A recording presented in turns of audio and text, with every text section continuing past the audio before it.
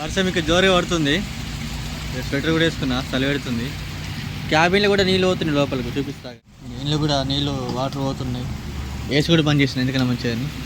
Cabin కూడా తెల్ల అయిపోతున్నది, బాగా రోలే డస్ట్ వాడి. ఇక్కడ వాటర్ మొత్తం జామ అయినాయి.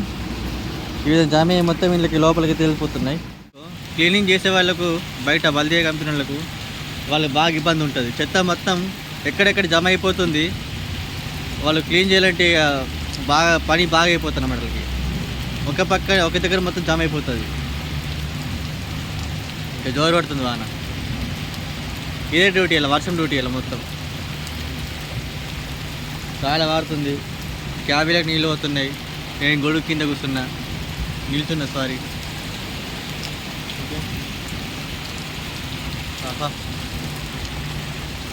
దుబాయ్లో ఏమున్నదిరా, దుబాయ్కి వచ్చి చూడురా.